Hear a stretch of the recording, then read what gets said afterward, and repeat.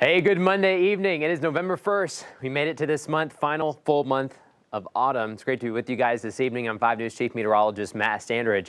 So we've entered a new month. Of course, this month we've noticed even more daylight being lost.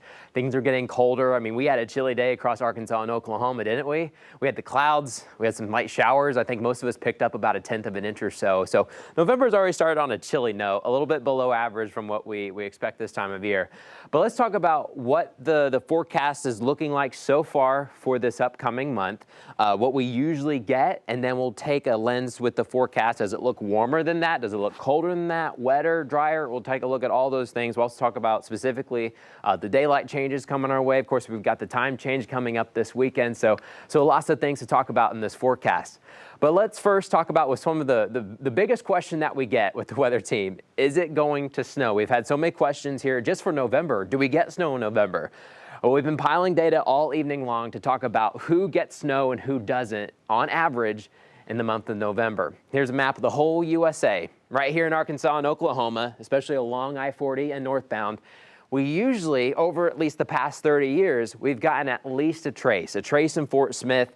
In Fayetteville, we've actually got about 2/10 of an inch when you average everything out. But the big winners in snowfall, of course, not here in Arkansas and Oklahoma. Those lie off towards the north and the west and also the northeast as well. So you see those darker blues showing you over 3 inches or so. Now, a lot of folks in the higher elevations get way more than 3 inches. For example, Denver gets about 8 inches, and then a lot of folks get over a foot towards the north. But these darker blue colors show you exactly where we start to get that 3 inches or more for this whole month from November 1st to the 30th.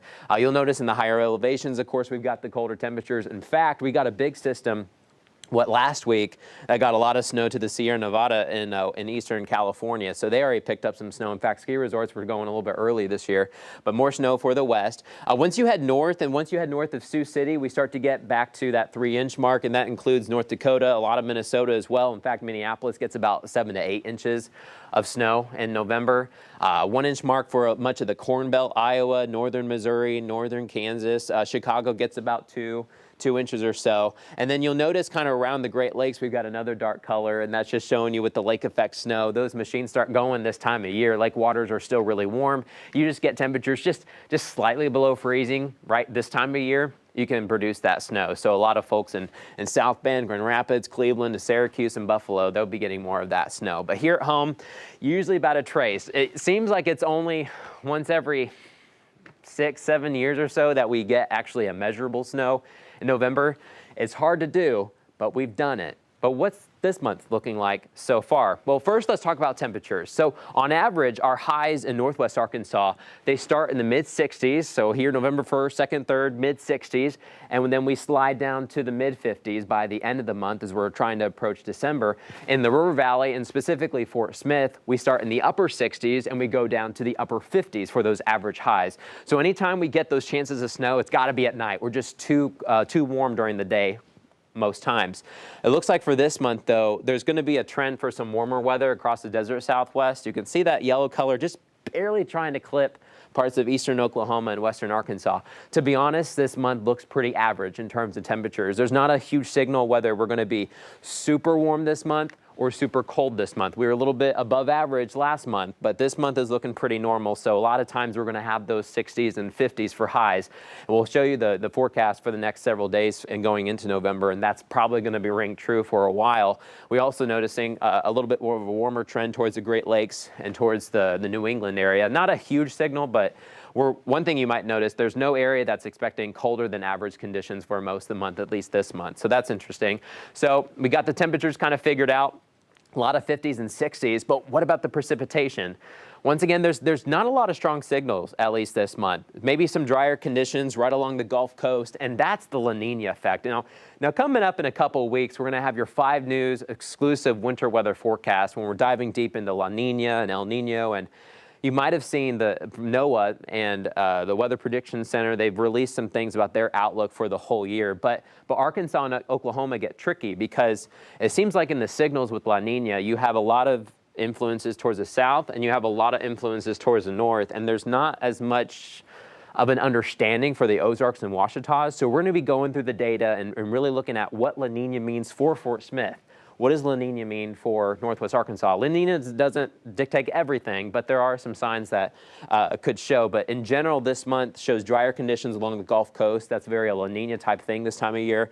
And then wetter conditions in the north. That jet stream becomes a little bit more active. And we'll have to see with this jet stream, with it being more active, if we can swing it farther south. And La Nina goes for the whole winter, so not just November. I think our snow chances are pretty low as you look with these temperature maps and these precipitation maps where we're going to get most of that activity.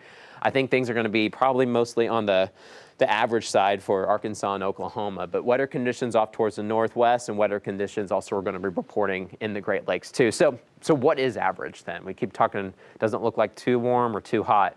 Well, generally we've talked about the 50s and 60s for highs, but specifically with rainfall, we get between about 3.5 inches to 4 inches in Northwest Arkansas and the River Valley. So a couple inches headed our way.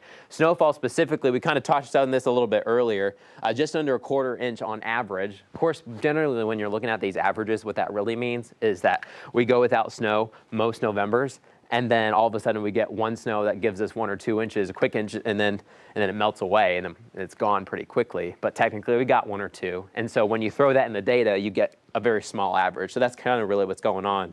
In the River Valley, every once in a while we can try to get a trace, but our best range or our best snow chances really take place more in January and early February for us. But technically it's our first month to try to get maybe a little bit of the white stuff. All right, so we talked about temperature, we talked about how dry or how wet it's going to be. Things are looking just kind of average this year, but let's also talk about daylight. Now, this is one thing that happens every November, right? There's nothing that changes. One thing that's going to change our clocks, though, this upcoming week.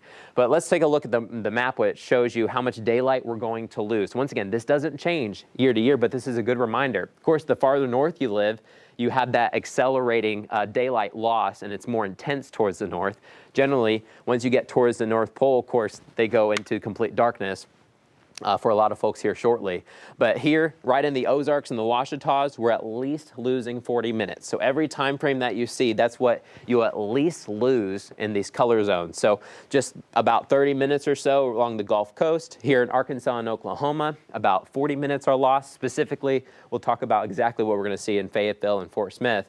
And then 50 minutes are lost for much of the Corn Belt and then into the southern Great Lakes. 60 minutes even closer towards the Canadian border. And then right along the Canadian border, they're losing 70 minutes. So big time loss changes as you head north.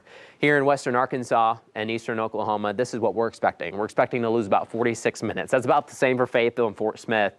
But our sunrise times and our sunset times, of course, are going to be all kind of janked up a little bit once you get past this weekend with the time change. So this morning we had a sunrise at 7:40. Of course, our sunset was at 6:20.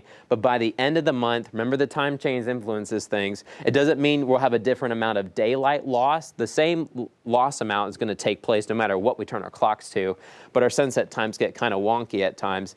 Of course, our sunset time, 6:20 now, but before we get right towards the end of the month, just barely after 5 o'clock. There'll be a couple days in December where we have a 4 o'clock sunset. We're getting closer to that, just about 35, 36 days away from getting those 4 o'clock sunsets. And then when you talk about sunrises, 7:40 this morning, and then by the end of the month, just after 7 o'clock. So big time changes underway. Specifically, though, the next couple of days in Northwest Arkansas, we're still sticking with the clouds and those showers. We had them today. A lot of us picked up about 1/10 of an inch or so in Northwest Arkansas. Wasn't a lot. Wasn't much to really wet things down, but just enough to make sure the roadways were wet and that you got that road spray. Temperatures were a lot cooler today. We stuck in the 40s pretty much the entire day. We'll stay in the 40s both Tuesday and Wednesday. We'll finally get rid of this system. It's just a pesky system. I think Wednesday is going to be the rainiest day. We may pick up another 1/2 inch on Wednesday, maybe 1/10 of an inch or so tomorrow. Not a big deal tomorrow, but heavier stuff Wednesday. We clear out the rest of the week. Lots of sunshine as we head into the weekend. Of course, then we set our clocks back early Sunday morning as we start standard time, and then we're back into the 60s in Northwest Arkansas. In the River Valley, some of us got rain today, especially near Fort Smith and then east of Fort Smith towards Johnson County and Logan County. We got the rain in Paris and Clarksville. We'll have another shot of some light showers tomorrow. I think we're kind of flip-flopping the rain chances. Northwest Arkansas will have a little bit of a lower chance than the River Valley. Today it was kind of, River Valley had some, not a lot though, south of Greenwood or from Poto south to Heavener or Worcester. But we'll have more rain chances tomorrow, heavier rain chances Wednesday for everyone. Then we clear out this system, clearing skies Thursday, and into the weekend, and temperatures start to warm back up too. So our average this time of year for the beginning of November is actually mid-60s. So most of the time for this week, we're going to be slightly below average. We're going to try to climb our way back up. But notice the temperatures in the morning, some of us will be right near freezing, and I wouldn't be surprised, especially just outside of Fort Smith, you get away from the city, we'll be in the upper 20s and low 30s, just below freezing. We haven't been below freezing since April of last year. It's been almost 200 days, give or take, a couple, since we were having temperatures below freezing. So we've got some cool weather on the way. Once again, November, it's here. It's our first month where we technically, officially have an average snowfall, but it's super low. We'll have to see what Mother Nature brings us.